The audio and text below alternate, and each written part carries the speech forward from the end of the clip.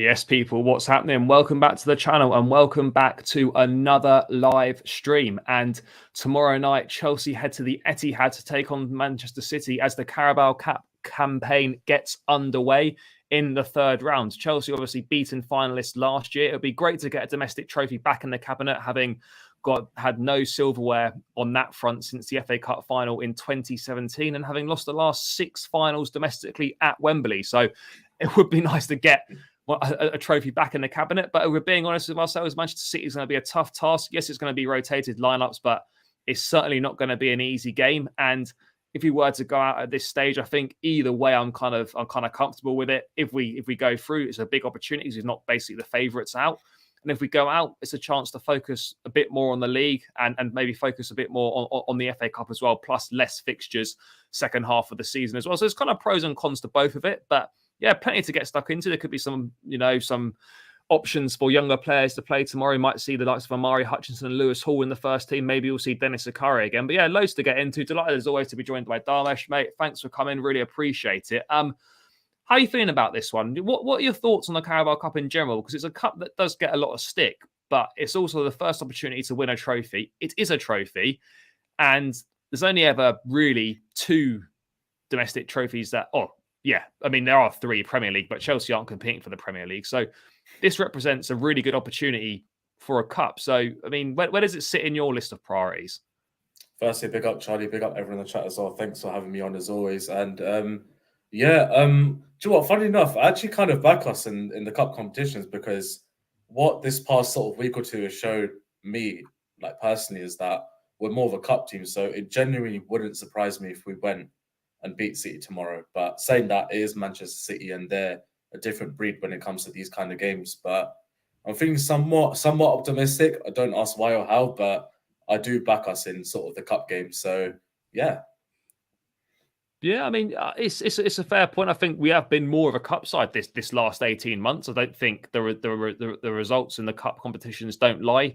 League form has been poor for a number of years now. It wasn't good under Thomas Tuchel. It's not picked up really very much either in Graham Potter's period in charge so far. But the cups have represented, good form for us. Both domestic finals last season, albeit losing both of them. Champions League final not so long ago. We do tend to do well. Made the last 3 FA Cup finals in a row as well, albeit losing all of them. But, we do tend to, in these domestic cups, get to the latter stages. So whilst this is a very tough assignment, it's one that if we can get through it, then, it does massively open up the road to Wembley again. And particularly given there's hardly any fixtures in the League Cup as well, it kind of gives you an opportunity that, I think it's like a confidence boost as well, because I think having that sort of trophy under the belt, say, when's the final? February or March? End of February. I think it's last weekend of Feb. Yeah, so I think like getting that sort of confidence, if we do make the final again and stuff, I think it would be great to sort of kick us on throughout the season with these sort of like tough sort of ties that we have. So I believe, we can we can definitely go win this competition. Why not? We're Chelsea at the end of the day, and like we shouldn't really fear any team, to be honest. And to be honest, like if we are to make the final, we'll probably have to end up playing City anyway. But it's kind of good that we're playing them sort of now at the start because they might put out a sort of weakened team just like we would. But yeah, we just have to see how it goes, to be fair. Yeah, for sure. I mean, sort of, we'll come back to the game a little bit later on. But I mean, what have your thoughts been on Chelsea recently? Obviously, kind of, I think the honeymoon period is very much over for Graham Potter now, and the reality of the task at hand is setting in. We had that kind of 9-game unbeaten run. And then there's been no wins in the last 4 Premier League games, 2 points from the last 12. It's really not been great, obviously culminating with realistically an absolute shit show on Sunday against Arsenal. Disgraceful performance, complete lack of ideas and whatnot. But, I've seen a lot of criticism coming on Graham Potter, and, shouldn't be immune from criticism, but I think it's got to be perfectly clear that, this is the same group of players that were doing shit under Thomas Tuchel. So to have a new manager come in of less experience at this top level, and perhaps at this moment in time, or actually not perhaps, definitely at this moment in time, not as good as the previous manager. I think that's a perfectly fair comment to make. Why are we expecting anything different or of anything to have changed when it's the same group of players that have for years and years been putting in mediocre performances in the Premier League? I've shown that they're not really up to it. There's a lot of players that aren't good enough to play for this club. There's a lot of players that don't want to be here. Why would it be any different? I mean, what do you think right now, mate? This is kind of the reality of where Chelsea are. We're just not that good at the moment. It's just we're in a different era as well. We have to remember that as well. With Todd Bowley, we're not the same team as we used to be. Say, well, even when Conte sort of left, like since then, we've been a completely different team. Like realistically, we've been a top 4 team since then, and like it's sad to see that we've actually become that sort of team. And with regards to like the criticism that Potter's getting, it's understandable, but people who want Potter out, it's just like, yeah, I'm not going to swear, but it's just disgraceful, to be honest. Like, you can't, how can you even turn your back on a man that's literally coming to a job for what? Literally 2 months It's 2 now. months, yeah. How do you expect him to turn it around within that time? And also, I keep bringing up that Thomas Tuchel quote. We have the same players. Yeah, no manager at all is going to change that. No, but and he just needs to get backed. Yeah, well, I've always said at the end, like right now, we could have any manager in the world at this football club. Yeah, it wouldn't be any better. We could have Pep here right now. We could have the best managers in the world managing Chelsea right now. It wouldn't be any different, in my opinion, because the group of players we've got is not good enough. The attitude in the squad's not good enough. There's not enough elite level mentalities within this squad, and there's not enough winners or people that would be prepared to die for the badge, to die on the pitch for this club. And we haven't got that. And it's as simple as that. And I think people, saying, "Oh, get rid of the manager," it's utter rubbish because one, who are you going to bring in that would do any better? And also, people don't understand. Like, this is where there's such an impatience within certain sections of the fan base, or they're just utterly stupid. Probably a combination of both, but I'll probably go more towards stupid. Like, people don't understand. It takes more than 2 months to build a winning football team, particularly given the fact that you've got the same players as you had before. 2 months in, and people expect to have a rebuild, which, let's be honest, is going to take 2 to 3 years to do. And they want that in 2 months. And if they haven't got it, they think the manager needs to go. And they think the answer is sacking the manager. And as much as we all love Thomas Tuchel, and we did, keep bringing up his name is not helpful to anyone. It doesn't achieve anything. Mm-hmm. And people have got short memories. Yes, we won the Champions League under him. Yes, he loved this club and we loved him. The Premier League form was awful under him. It was terrible. It was bad, and people seem to be forgetting that. So Graham Potter, whilst inexperienced at this kind of top level, when he's kind of be facing a scrutiny that he wouldn't have faced before in his managerial career, he needs to be given time. And as much as it might be unpopular, Thomas Tuchel was not a long-term coach. Look at how long he spent at his previous clubs, the likes of PSG, Dortmund, just over 2 to 3 seasons, moves on. Chelsea need to move away from that model of someone coming in for a couple of years and then kind of winning stuff and then moving on. If we're going to be challenging for the Premier League title, you've got to have a manager that's in for at least 3, 4, 5 seasons, is allowed to basically build the squad with players that he wants, and shape it from there. But people seem to think you get a 2 to 3 year rebuild in 2 months, and if you haven't got it, the manager needs to go. It's just, I think those times are gone where we would rely on Hazard, for example, like one player to drag us through, compared to but I think it's more about the team now compared to like individual players. I think that's just what it is as well. And like, we're in a new era as Chelsea fans as well. Like, we have to remember, we're not under Abramovich anymore. We're under Todd Bowley, and he clearly obviously didn't like Tuchel at the start, which obviously that's his opinion, and that's how he feels like we should progress. And then that's why he gave obviously Potter the 5-year contract. So we have to back it as Chelsea fans. The only thing I would say is that doesn't really make sense is that it's kind of irrelevant now, but obviously if like Bowley and that knew Tuchel wasn't their guy before the season started, they knew that. They knew it. It would have made sense to have got rid of him before the season started, bring Potter in, allow him to have the pre-season, allow him to have the transfer window to move players out that he doesn't want or doesn't think are good enough or doesn't want to be at this football club, and allow him to bring in players that he wants to help him shape the team, to parachute him into an absolute mess with someone else's summer signings, X £100 million spent. Like, you'd almost expect it to be the other way around, that, you would bring in a high quality established manager, and like we would have started the season with Potter and it didn't go well, sacked him, and you would bring it and you would have bought in Tuchel or something. You would have done it the other way around. So I think the timing from the board's perspective is not great. Maybe they just wanted to sort of maybe give Tuchel some time to maybe show if he could do it or if relations could improve. But ultimately, I think looking back, I think that was perhaps a bit of a wrong decision. Let me just get to a few things in the chat quickly. Yeah, go for it, man. Yeah, Daniel, hi. Thanks, Jay. Hi.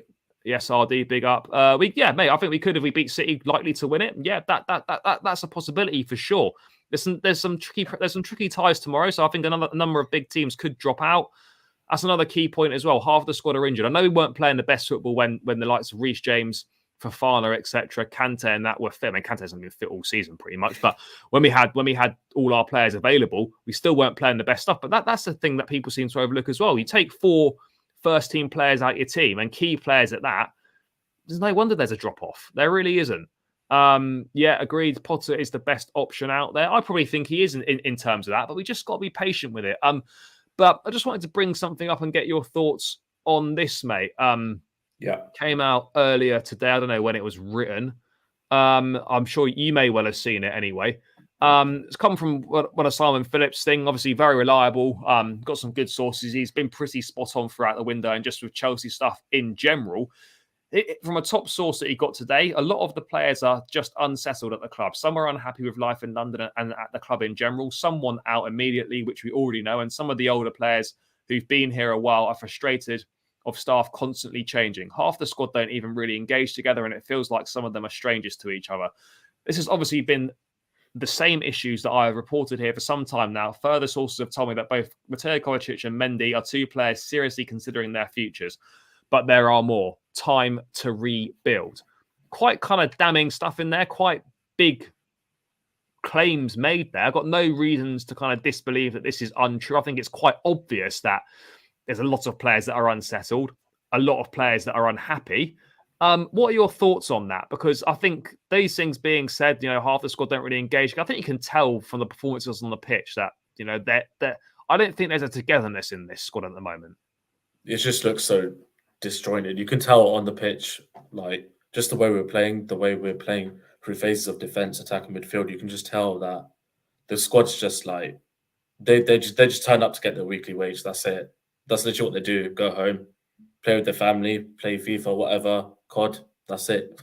Literally, and like the fact that it says unhappy with life in London, like surely if you're brought up in sort of England, surely you'd want to be in London, or surely you'd want to play in London, and surely London's a place that you'd want to play at some point in your life, which I find baffling actually.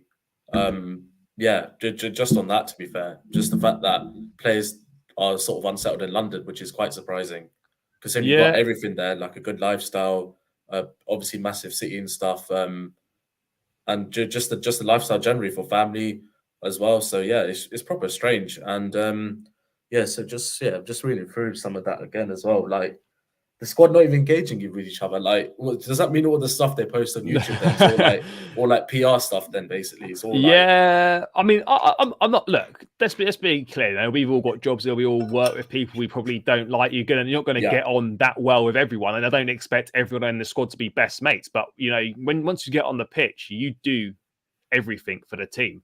If you don't like each other, it doesn't matter. You've all got that one common goal. You need to win for the team, and I think there's a lack of togetherness on the pitch. I think there's a lack of togetherness perhaps in the dressing room. And it doesn't surprise me, because I know that there's a lot of players that don't want to be there, not because I've got any sources or anything like that, but you can just tell by watching it. You can tell by players' attitudes. You can tell by things that get said in the press. There are a number of players that aren't happy at Chelsea and don't want to be here. Isn't this like a reoccurring theme as well? Sorry to interrupt you there. Like, yes, crack on, mate. With like, when obviously Lampard towards the end and stuff, obviously there was problems with Rudiger, Kovacic, and was it Jorginho as well? I think the 3 of them had like issues with how Lampard was running the team and the way the club was run. So because obviously, Jorginho. Sorry, mate. Jorginho was obviously frozen out under Lampard. So was Rudiger. A number of senior players were frozen out under him. So obviously weren't happy with them two are still there, like Kovacic and obviously Jorginho, not Kovacic. Who was I saying? Jorginho and Jorginho and Kovacic. Sorry, yeah. Are both still there. So like, I guess it's been going on for a few years then, and I think the fact that they don't really see the project, or they're not sort of accepting that a project stage is going through right now, and maybe they're expecting not us, but like most of the fans expecting is instant success, which the players probably deem like. You look at some of the players' ages, like they're coming to what 20. Let's just say between 25 and 28. They want to win right now. They don't want to wait for a project with Potter. So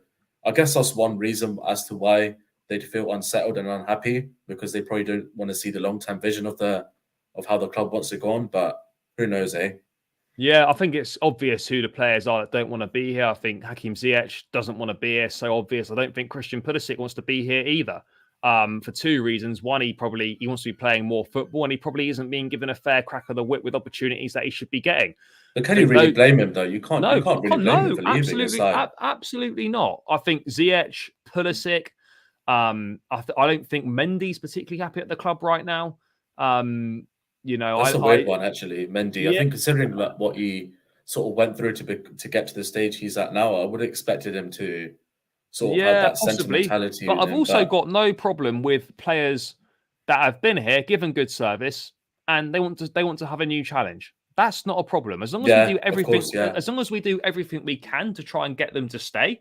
Ultimately, they don't want to stay. They don't want to stay. That's like Sadio Mane. Sadio Mane, wanted to leave Liverpool, not because of what was going on, but different challenge. Yeah. And you say thank you and you move on. But I think one big thing that's holding us back is the fact that we've got players who are in the squad that don't want to be here. That's not helpful to anyone. It really isn't. But I mean, how do you see the state of the squad at the moment? Because for me, the big problems are what we've just covered. Too many players in the squad that don't want to be here.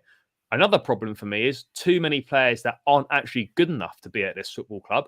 And another reason on top of that is there a complete lack of elite level mentalities.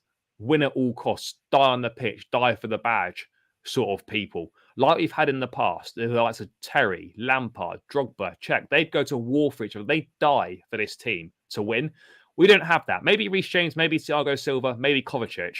Other than that, we've got no elite level mentalities, no sort of, winners, no kind of people that would get up in your face. Where are the people digging out the others for playing shit? Where are those demands to increase your level?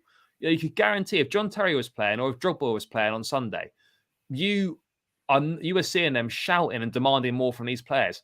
At the moment, you're on the pitch and the shit that's being played is being deemed acceptable. No one's having a go at each other. No one's digging anyone out. And if you're not careful, that then becomes the base level standard. And that can't be acceptable at Chelsea. It just can't be. I mean, what are your thoughts on that? Literally, if Drogba was playing Sunday, man, all these Arsenal fans would shut up about Saliba. I'll tell you what, that's one thing for sure. Drogba would absolutely terrorize that Arsenal defense.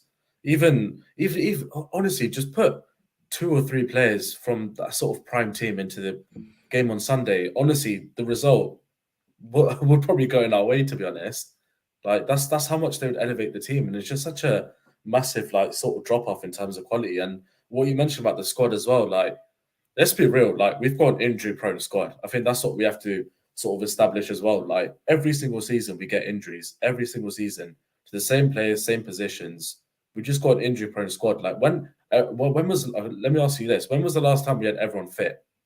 Every single player fit and ready. Yeah, for sure. I mean, I think injuries is part and parcel of every team. They're going to happen, obviously, and they're just not good enough. At the moment, we seem to be getting our fair share of injuries, and it's not going well. I think that's something that needs to be looked at. What sort of training are we doing? What sort of gym work are we doing? What sort of physio work are we doing? Are we rushing players back too soon? It's setting them back in their rehab. I know Burley's looking to revamp the medical department, has got rid of several people. I know the medical department's more than 2 people, but to get rid of sort of chief medics, chief physios kind of thing that he has done, and not to have any direct replacements lined up to come in yet, or not that we're aware of, seems a little bit odd to me. But it is concerning to be constantly picking up long-term injuries to key players. And it seems to be happening. Well, it's happened for the last 2 seasons now. So yeah, it's a bit of a strange one. I mean, in terms of having players that aren't good enough, it's so clear that I don't know if football's changed. I don't necessarily think it has, but maybe we've just been so blessed over the years to have such an abundance of top-class players, top-class pros, that when we don't get something near what we used to have, we think it's crap. Maybe that is partly the case, but what is clear is there are players that aren't good enough for this football club. And I'm not saying they're bad players, but it's not work. They're either not good enough for Chelsea or the Premier League just isn't right for them. I'm looking at the likes of Hakim Ziyech, not good enough. Kai Havertz, for me, not good enough. Not good enough, yeah. I'd even look at it, Loftus-Cheek, not really good enough, but a good squad option. I do like Ruben. Mount, I think jury's out still at the moment. Good enough ability, absolutely yes. Playing well enough on a consistent basis, no chance at all. And yeah, T-Dot, big up, bro. Hope you're well. Let's get to this here. No one takes games with a scruff on the neck. Yeah, we went out with a whimper. 100%. You know, Good comment, do you know what I would say about Sunday is you never want to lose to Arsenal. Hate Arsenal, as we all do. But there's ways of losing. If we'd given it absolutely everything and we played well and it just didn't work out and we lost 1-0, you'd be a bit more accepting of it. But the fact that the only positive was we only lost 1-0 and the fact that we didn't even try, we tried in the last kind of 5 minutes or whatever, was pathetic. No leaders on the pitch. Yes, you know, Aspilicueta is I suppose a leader. He's kind of won it all and whatnot, but he's not a vocal leader like a John Terry would be. Thiago Silva is a leader, but I don't think he's kind of the vocal type. Yes, he'll kind of like shout at players, kind of put them in their place and communicate on it, but he's not kind of, you know, he's not that sort of a guy, which is fine. He's a world-class player and God knows where we'd be without him, but no leaders on the pitch at all. No, there's no spine in the team. And that is another big problem. No spine, not enough quality, and to have so many players in a team that aren't good enough to play for you is a big concern. And it's going to take a long time, the next 2, 3, 4 windows probably, to clear out all this stuff. And we're going to have to start being ruthless. And I don't want to refer to Arsenal as a benchmark, but look at what Arteta's done in terms of, look, they haven't necessarily won anything. They've won 1 FA Cup in his tenure. But what you've seen is a tangible year-on-year progress. And I think that if you can, as a fan, if you can see like actual progress from season to season, you can put up with not winning stuff because you can see your teams getting better and you will eventually get to that winning point. What you're seeing with us at the moment is things aren't getting better and you can't actually see us building towards winning anything. And that's where the big problem is. And you've got to start being ruthless and make big decisions. Arteta made a big decision to get rid of Aubameyang. Probably one of the best things he's done as Arsenal manager. Look how much happier the squad is. Look how much, better football they're playing without him in the side, you know, in terms of, I'm sure the atmosphere around the dressing room much better. I'm not saying he's a bad egg or whatever, but what I'm saying is things have clearly turned sour at Arsenal. For him. So we've got to start making big decisions. I don't care what your name is or what you've done in your career. If you do not want to play for Chelsea, you don't want to be here, get rid. It's as simple as that. We've got to build a situation where we have got players that want to be at this football club and want to play at this football club and aren't just here to pick up a paycheck and sit on the bench or whatnot. You've got to get the players in that want to be here and the players that are of the right quality. I'd much rather have players that want to be at this football club but are of slightly lesser quality than ones that are more talented, better players, quote unquote, but don't want to be here. It's as simple as that. I mean, I'd get rid of Havertz and keep Broja if it was a choice between the two. It's as simple as that. Young, hungry, wants to be here. Those are the sort of things. I mean, what do you think the squad needs completely revamping? 100%. Just on that, this goes back to the old regime as well. Marina, a lot of people praise her for what she's sort of done negotiating wise, but she's also messed up a lot in terms of offering wages. Like, look how much Kai Havertz is on, Ziyech, Pulisic, all these players. Like, even Werner at one point as well. Look how much he was on as well. So that's why we're in the mess we're in right now. Even look at players like Emerson, Bakayoko, Barkley, even as well. The list goes on. Literally go on. Batshuayi as well. And I just think the previous regime sort of structural intake of things is having an effect on us now as well. Yeah, for sure. We have to wait for everyone's contracts to run down, or we have to try and get money for them. So it will do for sure. By the way, big up everyone in the chat, guys. Please do smash the likes on the stream. Nowhere near enough likes for the amount of people tuning in, so please do keep smashing those likes, and please do subscribe to the channel as well. If you haven't subscribed, then please do. I'm seeing a few new faces in the chat, I think. So yeah, if you're not subscribed to the channel, please do. We'd really appreciate it. It takes seconds of your time. It's free. It helps me out, and I'm on the road to 2,000 subscribers, almost there. Let me get to a few things in here. Playing for the badge isn't good enough if your performances are drab. Yeah, I think there's a difference between, look, it's all very well loving the football club, but you've also got to deliver as well. But I think it does help that if you're prepared to do anything for the club. But admittedly, if you're shit, I mean, I'd do anything for the club, but I'd be shit. So like, I get You what sure you're about saying. that? Yeah, mate, I'd be terrible. Yeah, you get. I get what you're saying. Yeah, we need to move players out, but as you were saying, Dharmesh, this is a knock-on effect of years and years of offering ridiculous contracts to bang average players, where we are struggling to get rid of them, and we're paying these guys for years and years without them even contributing to the first team at all. So until we start to get rid of these players, and then when we bring in players, we don't bring them in on massive contracts, or we bring them in on perhaps more incentivized deals based on appearances, based on hitting certain criteria. And I think Bowley wants to go to more towards those kind of incentivized contracts. But all this takes a very long time, and it just goes to show, like, whilst things were good under Roman in terms of success on the pitch, things behind the scenes, whilst some things were good, other things were fucking awful. And it's like the offering of contracts was poor. He removed Ozil as well. Ozil, I forgot about that. Of course, you want players to play for the badge, but it's irrelevant if performances hurt the club more than it helps it. Yeah, for sure, agreed. The players are the problem in this club. Yeah, Tation, ZBG. I do agree with that. Look, before we move on from this, because we spent quite a long time on it, but Graham Potter, yes. Can he do things better? Yes. Has he made wrong tactical decisions in games recently? Yes. Has his in-game management been poor on certain occasions in the last few games? Yes. But how much better are we expecting it to be from him? At the end of the day, as we've said, these players aren't good enough. This is the same group of players that have been allowed to get away with performing at a mediocre standard for far too long. And until the standards change, and until that changes, this is going to keep happening.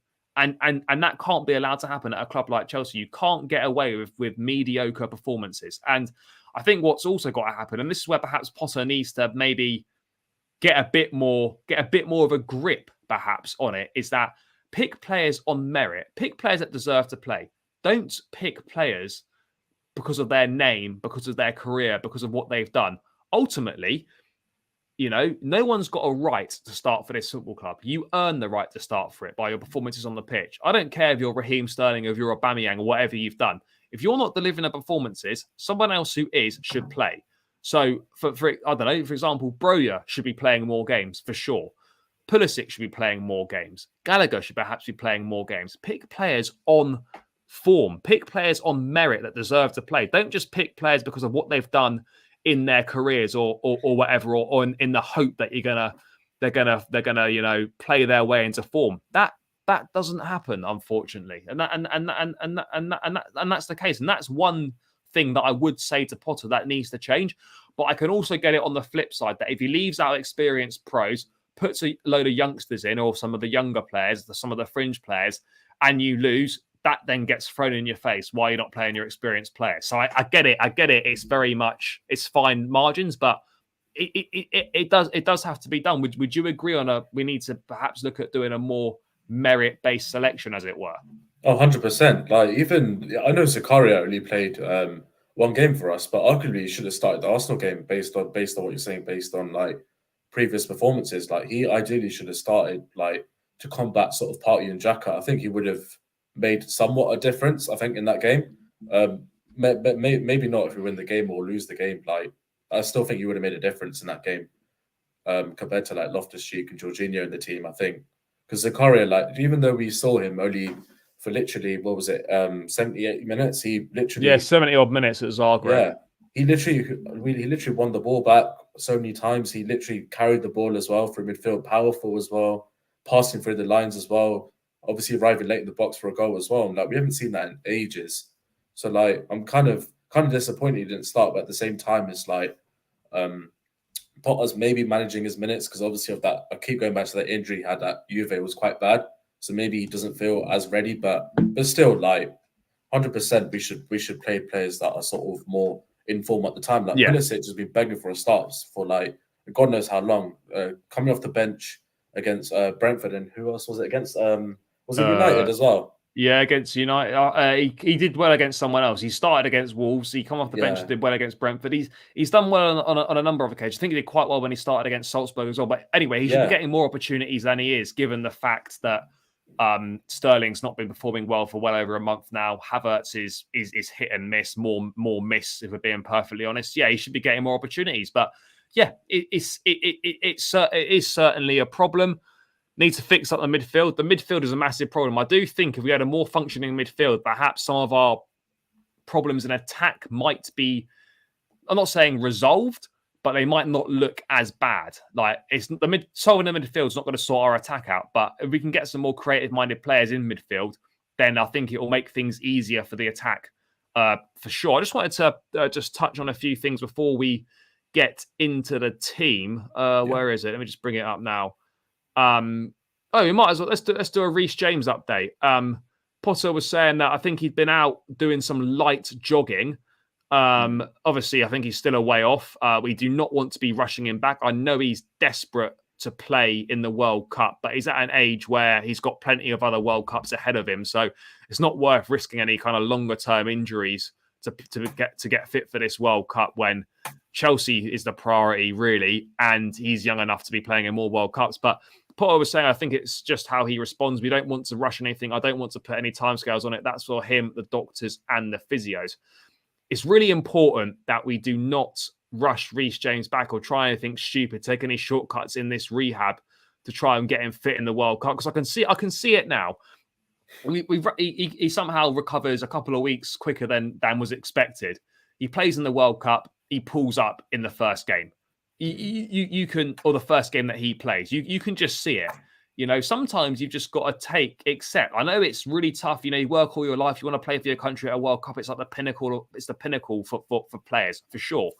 But at the same time, you've got to look after your career and your long-term interests. And is it really worth it in the long term to rush yourself back to play in this World Cup when you've got plenty of other opportunities to play for the national team to get probably over 100 caps, I'd imagine, for Reece James? I don't think that's out the question necessarily.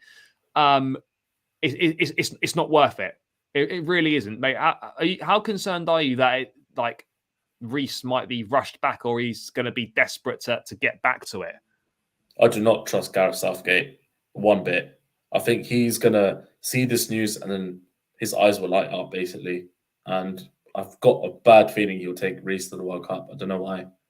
Obviously, as Chelsea fans, most Chelsea fans don't want him to go. I'd just say wrap him up in cotton wool until 26th December. Have him ready, fresh and ready for Bournemouth. That's it. Yeah, no, mate. Get some proper training in. I just don't trust Southgate though. I think Southgate will. No, I mean it's touch and go because he wouldn't be fit for the group stage. So you're taking a massive gamble that he wouldn't have played any football since that Milan game, and he'd then be potentially going into a World Cup knockouts game. It doesn't make sense to me. I think forget it. But yeah, it's good to see that he's kind of progressing along well. But the most important thing is that he's fit for the second half of the season after the World Cup, because we are going to really need him, because it's going to be a tricky run after the World Cup for sure. And what we got here, big up Victor, lack of discipline in the squad. We need to allow players to get minutes based on their merits. Yeah, 100% exactly what we've been saying. No Reece, no party. Yeah, true. It's funny how we are actually so reliant on Reece James, because the drop-off in form since he's been missing. I know we beat Villa, but we were poor. 2 draws against Brentford. Yes, we beat Salzburg, but the league form's been terrible. Battered by Brighton, and then obviously shit against Arsenal. So it's alarming how reliant we are on Reece James to actually play well. That's another thing that's got to change as well. We've got to stop being...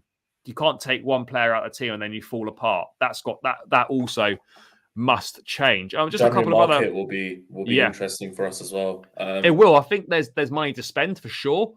Just on the January market, I know there's obviously it's a little bit of a way away, and I will get Ben Jacobs to come back on the channel, guys, for some January transfer news when we get a little bit nearer to it. But just quick thoughts on the transfer market, mate. I don't know. I think if Zakaria can play well again tomorrow night or whatnot, if he gets the opportunity, I think that might alleviate the need for us to bring in a midfielder in January, unless something you can't say no to presents itself. But I think we'd be better off saving our money to go for our main targets in the summer. But I'd probably say midfield and a right back in January could be essential. I mean, where would you be looking to target in January?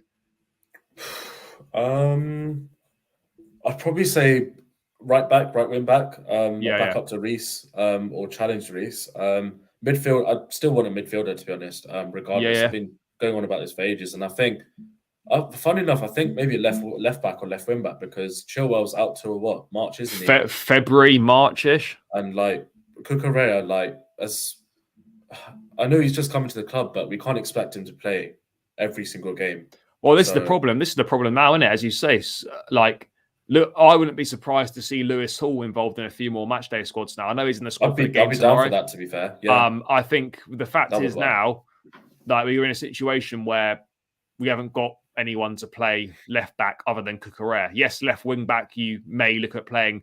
I don't think we can look at playing Sterling or Pulisic in those wing back positions again. I don't think we can. So again, that now with Chile out for a number of months, yes, the World Cup helps us out by not missing as many fixtures, but we might need. I think Lewis Hall will be promoted to play as cover there. Depends how he gets on tomorrow night and what sort of minutes he gets. It'll be interesting to see. But Shaq, main target should be midfield. Yeah, midfield is 100% needs to be included. Yes, Pice, big up, bro. Hope you're good, mate. Cheers for tuning in, as always. Appreciate it. I've forgotten what I was saying now. Talking about midfield. I think that's the key area. Look, it's the one area that for all the money that we've spent, it's ridiculous that an area that has been neglected for so long and so obviously needed reinvestment. We play so much money on forwards, so much money on defenders, yet midfield is the one area that has not been invested in really since Kante signed for the club. That's the reality of the situation. It's as simple as that. We haven't invested in the midfield. We've not replaced Nemanja Matic. And at this level in the Premier League, you cannot compete when you've got a midfield like ours, where there's not a world-class holding midfield player, where there's a lack of technique, there's a lack of technicians, a lack of creativity in there. The midfield needs to be torn up and it needs to start again. You need a world-class holding midfield player. You cannot win the Premier League without having a world-class holding midfield player. Look when we did it. We had Makaleli, we had the likes of Essien and whatnot. We had Matic and whatnot. You look at City that win it, Rodri, Fernandinho, Liverpool when they won it, Fabinho, Leicester, Kante. Like, you have to have a world-class six. We don't have one of those. And that's what needs to be addressed. Yes, we could do with maybe a more box-to-box midfielder as well. Yes, we could do with a more creative midfielder. We never really replaced Cesc Fabregas either. This is the sort of players that we need to look for. But the midfield is so shit at the moment. It's terrible. And until that changes, then I don't think much is going to change within this Chelsea team, if I'm being perfectly honest. Because when you've got a midfield that's weak on the transitions, so easy to pass through, lack of creativity, lack of technicians in there. Like Kovacic is the most technical player in that midfield. Top class player, 100%. But in terms of output, in terms of creativity, numbers, etc., from midfield, no one's posting any numbers from midfield. And I'm not saying that you have to post big numbers from midfield, but I tell you what, it really fucking helps if you've got midfield players that can contribute in a creative way with assists or getting on the score sheet. Because let's be honest, none of our midfield players score any goals. Kovacic pops up with the odd worldie here and there. Jorginho's not going to score unless it's from the penalty spot. Ruben never shoots when he's in a position to do so. Gallagher is not exactly much of a goal scorer, and Mount's goals. I think Gallagher's capable. He's capable, but he just doesn't get the game time that he deserves, to be honest. And like we've seen him his form at Palace, and obviously traces at Chelsea that he can actually sort of be that player. But I just don't think he's good enough for Chelsea level, in all honesty.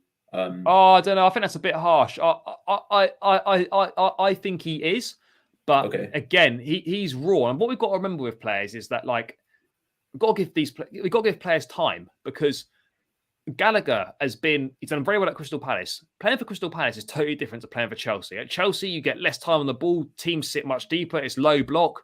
It's much harder. Yes, when Tuchel was playing him in the pivot, didn't look great, not his position. But Potter's been playing him further up the pitch, and he has looked better. Yes, output you would like more from him, but he's a young player. He's still developing for me. And what he does do is he gives you an abundance of energy and work rate in the middle of the park, which is really important, and which can make up for a lack of technical ability.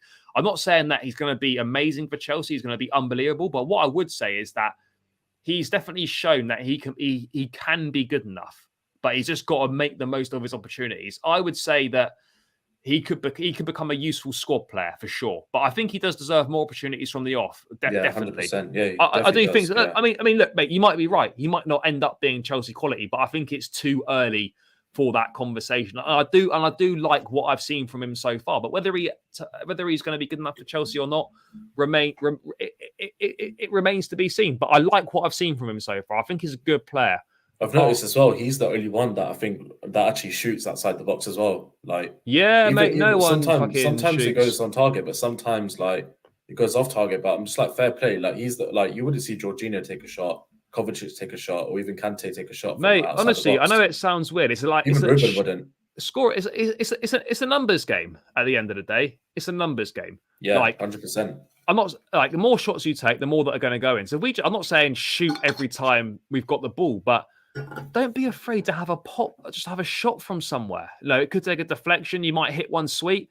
Stop taking too many touches, going backwards, trying to pick out, threading passes and whatnot. He's fearless, which I do like about him as well. Yeah, for sure. And I think that comes with being a younger player as well. You don't fear as much, or you really want to impress because you don't know when your next opportunity is going to come at a big club, and you've got to make the most of every single opportunity that you get as a Chelsea player. Let's move on to the game itself now. Obviously, Amari Hutchinson in the squad. Lewis Hall is also in the squad. They've impressed. We've got some good quality young players. They'll be in the squad and involved. So that's what Potter was saying today. And just on the scrutiny, I'm not going to bring it on the screen. Oh, fuck it. Let's bring it on the screen quickly just so other people can see it.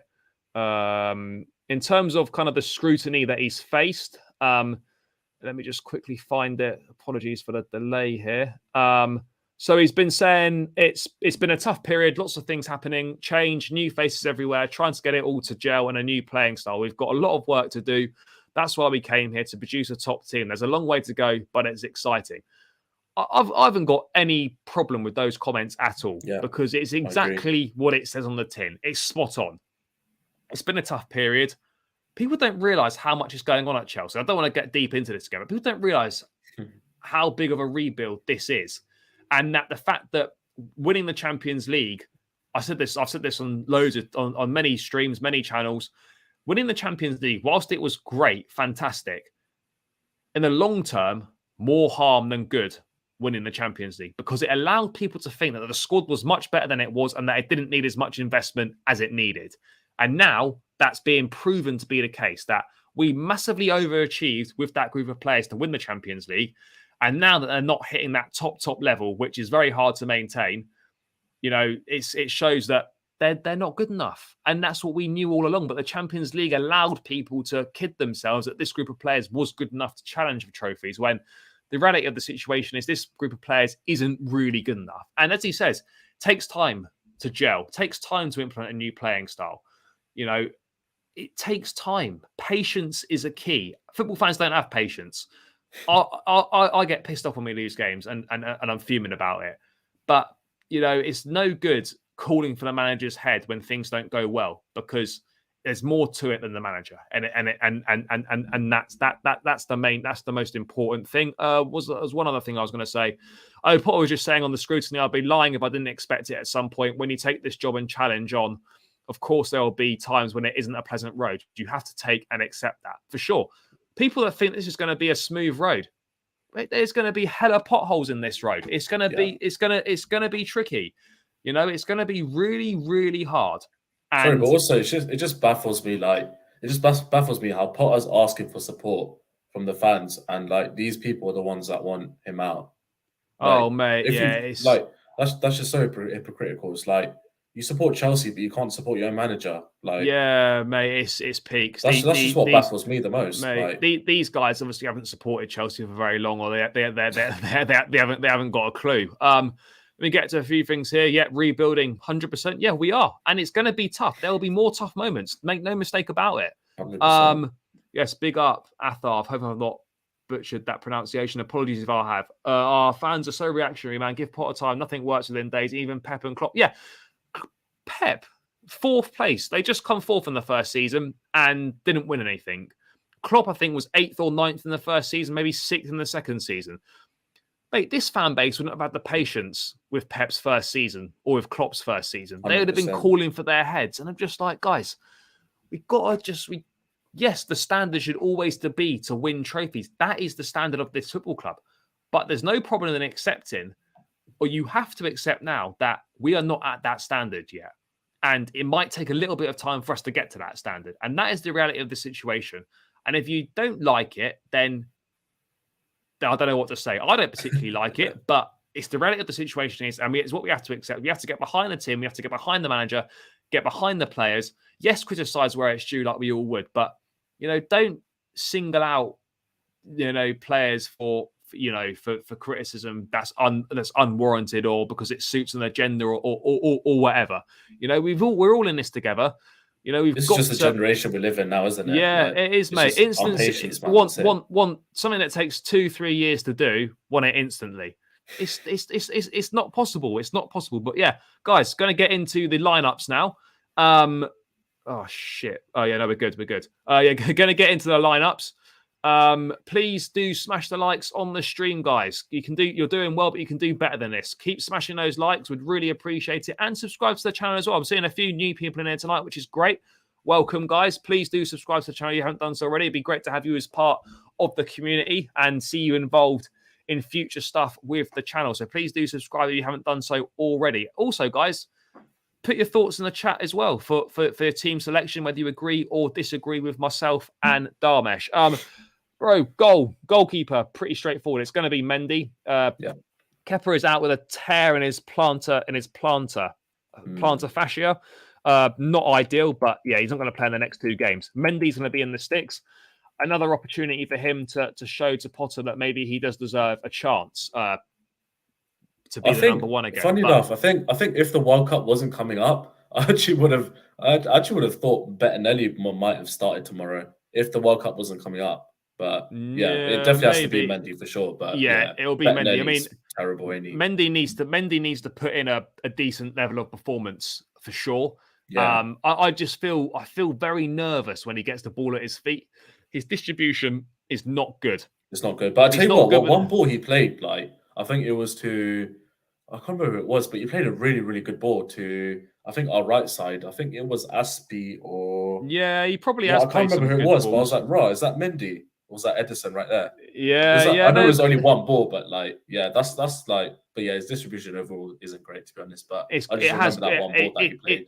It's got to improve. It has got to improve.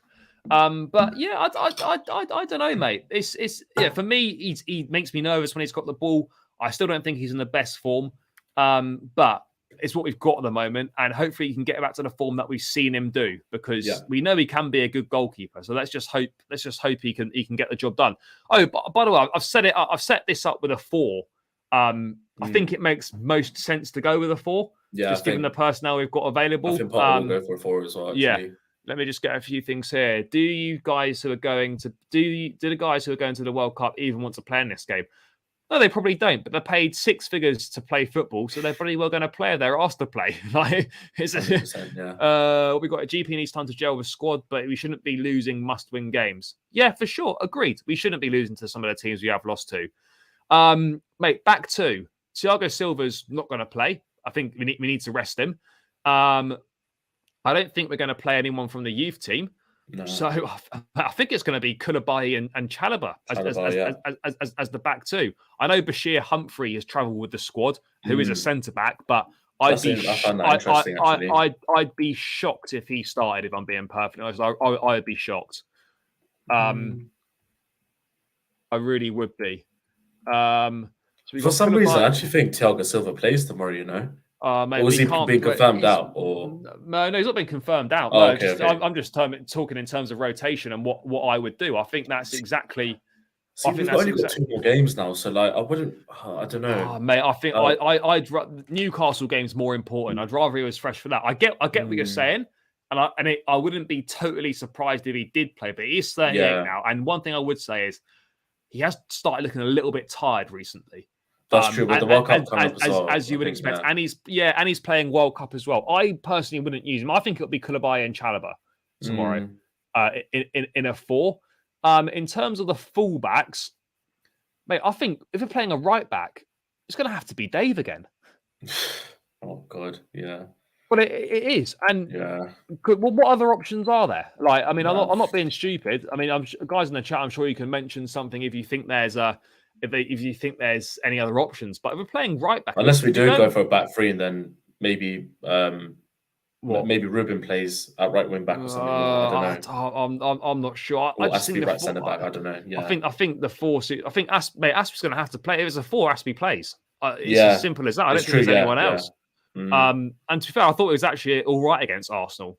In Yeah, all honesty, he handled Saka pretty well, to be I fair. mean, yes, he For did get cooked a couple of times, but as you would expect. But he wasn't one of the main issues. That's for sure.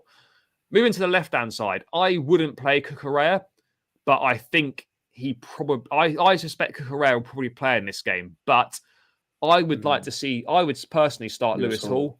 He's been doing really well. I was at the game last season at Stamford Bridge where he played left centre back in a 3 against Chesterfield in the FA Cup, and he was superb, He was man of the so match good. performance. Yeah, Haven't seen him in the first team since, but by all means, he's been doing really well in the development levels, PL2 or whatever else he's been playing in. I think he deserves a start. Yes, it's a big ask to chuck him in against Man City, but I think the back, as Adam says in the chat, the back line is so thin now. Even though we signed a lot of defensive players, you've got so many injuries out. There's not really an awful lot of rotation. So, I mean, would you be keen to start Lewis Hall? I know it's big to chuck him in, and I don't expect Potter to do that. I think he probably still would go with Cucurella. But what are your thoughts on Hall starting? I'd give him a shot. Why not? Yeah. Well, why not give him a chance? He obviously only had that one first team appearance against Chesterfield. He was really good that game. He even assisted, I think, Werner or something like that. So, or Lukaku. I think he broke Lukaku's duck. Yeah, he got an assist. He did get an assist. Yeah. Yeah. So, but why not? He's doing well for the PL2 as well. So why not give him a chance? I do expect him to feature anyway. Even if it's off the bench. But yeah. But I definitely start him. Why not? And I think Yeah. Koulibaly would. I think he'd settle in well. I think maybe next to Koulibaly or Chalobah. Yeah, I mean, with that experience. To be fair, well, mate, so. there's also, there's also the chance. I mean, I'm not saying it's going to happen, but you could see. Pice saying, Pice didn't he? I swear, at Chesterfield game, he played left side of a 3 in defence, well. and also, mate, didn't he play what do you call it? Didn't he play as he's also played left back? I swear I've seen him play left back, but he also plays midfield as well. Mate, are you saying that he's best in midfield? Maybe he is best in midfield. Interesting. Maybe. I mean, yeah. Maybe we go with him in midfield instead. Let's stick Cucurella here. And then I think he'll definitely feature. That's for sure. Lewis Hall will definitely feature. Maybe from the start was slightly off. Let's go with him in midfield, maybe. At the base of the midfield, Jorginho's a doubt. I don't know. Yeah, primarily he's a centre mid, and City will play Mahrez. Yeah, they will play Mahrez. I wouldn't be surprised if Foden played either, to be perfectly honest. Grealish may well feature as well. So yeah, no, it would make sense. Yes, he did. He's basically a massive utility player, Lewis Hall. But yeah, I think Pice is right in saying that he is predominantly a midfield player. Jorginho's a doubt. Yes, he's not playing in the World Cup, but he is obviously going to be important. We don't really want to risk him if he's a doubt. You'd much rather have him available for the Newcastle game. So based on that, I'm going to put Zakaria at the base. I know he didn't play at the base against Salzburg. He played a bit further forward, but he has got license to get forward as well. And I think Zakaria at the base of this midfield is a good option. Dharmesh, you excited to see more of him tomorrow night? I mean, he has to play tomorrow. Yeah, he has to play. I think purely for rotation purposes, and also just want to see what he's like against a sort of, the best team in England, really. So, yeah, I mean, why not? Another big opportunity for him. And saying that, the City's rotated team is pretty much their first team anyway. So this will be a proper test for Zakaria. So yeah, I definitely want to see him play. I think he'll combat City's midfield quite well as well. Well, whether he's successful or not, but I definitely think you can combat them. I think with the physicality. He's done enough to warrant another go and a match against a tougher level of opposition to show what he can do. So 100% he should be playing. These are the interesting positions because this would have been a shoe-in for me for Chukwuemeka to start. If Pice is still there, I'm sure he'll tell me if he's. I think he's definitely still unavailable as far as I'm aware. He would have been a shoo-in to start for me. I think one person that will start for me, and I'd like to start, Conor Gallagher. I think will start here. He deserves that start, to be fair. Gallagher, just in terms, he deserves a start. I think he's been doing well recently. He brings good energy off the bench, and he deserves a chance. And I think his high energy, his high press will be important in that area of the park for sure. The other one's interesting because RD saying in the chat here that Cover should play. I don't know if Cover will play at start this game. It's a real tricky one because you don't want to go with too much inexperience, but then at the same time, you want Cover for Newcastle, but then there's only 2 games left into the World Cup. I think he plays regardless. I think because he was benched against Arsenal, wasn't he? So yeah, he was benched against Arsenal. So maybe he does play. For me, I don't think Mount's going to play. Well, you never know. Mount probably will end up playing, but I wouldn't play Mount in this game from the off. I would have been half tempted to stick Lewis Hall in there, but then you look at it, it's a lot of inexperience in the middle of the park there. So perhaps not. Maybe not too sure. Zach Lone 6, 4-2-3-1 for me. What you go, Pies? Would you go Zakaria and Gallagher in the 2 with what? Hutchinson, Pulisic, and someone else behind. Maybe Zakaria and Kovacic in the pivot. Maybe. Zakaria and could have Gallagher as a 10. To be fair, that does also work. That could easily. To be fair, this could easily change to that anyway. Yeah. Fuck it. Let's go Cover. I think it will be. Yeah. I think we probably will start him. You've got to have some experience, and you can't rotate. Yeah, Zakaria and Cover. I think that would be good to see. And you could push Gallagher into a 10 if needed, and that can switch to a 4-2-3-1 if necessary. You could even swap Zakaria and Kovacic. I think Kovacic, obviously he's better, more progressive, but I think he can play that lone 6 role. For sure. But mate. To be fair, look, mate, you still play Sterling again? I'm not sure if I would or not. I don't think I would. But I'd like Hutchinson to start. I get what Pice is saying. I don't think he will potentially, but my side, I'd like to pick him. So this for me, front line. For me, I'd like to see Hutchinson on the. I'm going to stick it in now, and then we can change it if you think otherwise, Dharmesh, or if someone can make a good case in the chat why it shouldn't be the case. This is what I would like to see tomorrow. Is that Pulisic left, Hutchinson right, Broja down the middle. I think it's clear for sure that Broja should start. It's also a good point that Pice makes in terms of Sterling has got a return back to the Etihad as well. A return to the Etihad as well.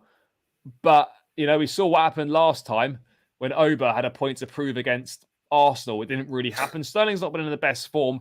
I get the shout for him. But not for me. But I can see the reasons why he might be going with him. Return to City, try and get some form in before the World Cup. But I think it's the opportunity, League Cup, to give Pulisic a run.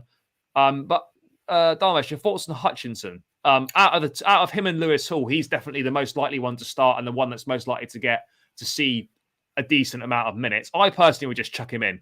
I don't think there's much to lose in this game.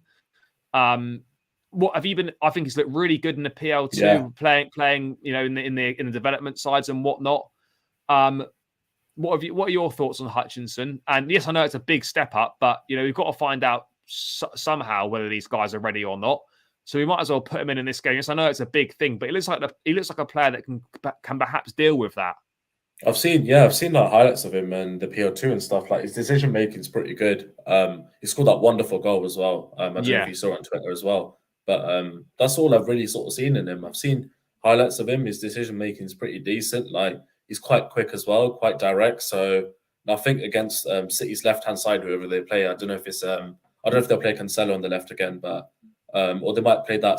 Is it Sergio Gomez? I think. Oh, they got us. Yeah, they got him as well. Yeah. Yes, I think he could really challenge Sergio Gomez if he is playing on the right. So yeah, why not? Why not give Hutchinson a go?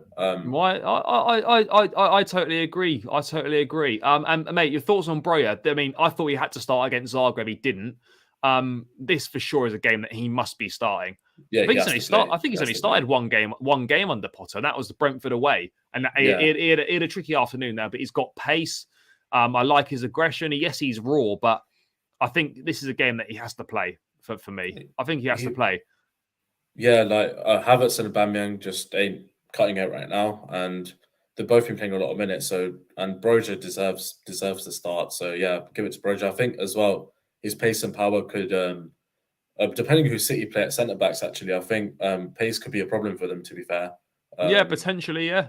With I don't know if they would play Ake at the back or they'll probably play a maybe play a Kanji and Ake or as well. Diaz. So, yeah, and especially with City playing a high line as well, I think he could really exploit that if he's fed the service. So I mean, Hutchinson, Pulisic, and Broja. I mean, it's fairly pacey. Broja's got a lot of pace. I think Hutchinson's fairly quick, but yeah, I also wouldn't be surprised at all to see a bit more experience in there. He may well go with Sterling and Pulisic and Broja. I'm not really sure, but yeah.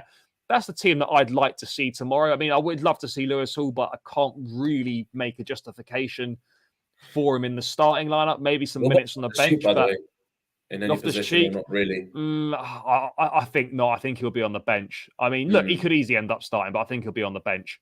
But yeah, mate, I think I like that team. I think it's pretty decent. I mean, it's got a chance of winning. Of course, we've got the opportunity for penalties tomorrow. No extra time in the Carabao Cup, so a draw after 90 minutes. It's straight to penalty kicks, which again could present us with a half decent opportunity. Mate, just one thing left to do. Score prediction tomorrow night. Are we going into the fourth round or not? Yes, we are. Yeah. What are you saying? Oh, I'll probably say. I'll say we get through on penalties. Yeah, that's what mate. That's what full-time score will be 1-1. I think. Yeah, mate. That was exactly. That's my Chelsea head and heart speaking. So, mate, that was exactly what I was going to say. I was going to go 1-1 draw, go through on penalties. But if we're being honest, if we're being real, we get that's what if I'm being real, I think we probably lose this game 2-3-1. If I'm being totally honest, no confidence, as JP's saying here, no confidence in the team. But then it would be such a Chelsea thing to do to play so shit on Sunday against Arsenal, but then to somehow pull something out against Man City, and then making people think everything's all right when it. You never know. Pep might overthink again and put Gundogan at DM or something again. You never know. Yeah, you never know. I mean, yeah, how can we win pens with Mendy in goal? Yeah, I mean, well, he did save one from Mane in the FA Cup final, but yeah, generally his record is not ideal in the penalty shootout. But yeah, seems like a good place to round out. Guys, thanks so much for getting involved in the chat. Really appreciate it. As always, great to interact with you. On your way out, please keep smashing the likes on the stream and please subscribe to the channel if you haven't done so already. I'm about 100, 150 odd away from 2K, so every subscriber helps. So if you're in the chat now and you're not subscribed, please subscribe to the channel. Would really appreciate it massively. Dharmesh, thanks so much for your time, bro. Really appreciate it. As always great to chat all things Chelsea. You guys, make sure you follow Dharmesh on Twitter. I've linked it in the description below. So head to his profile, give him a follow. I will be back tomorrow night after the game, match reaction. So stay tuned for that one. Come and join me. Hopefully we're celebrating a win in Chelsea into the fourth round. But yeah, guys, until then, enjoy the rest of your evening. Have a good day tomorrow. Take care. Catch you in the match reaction. Up the Chelsea.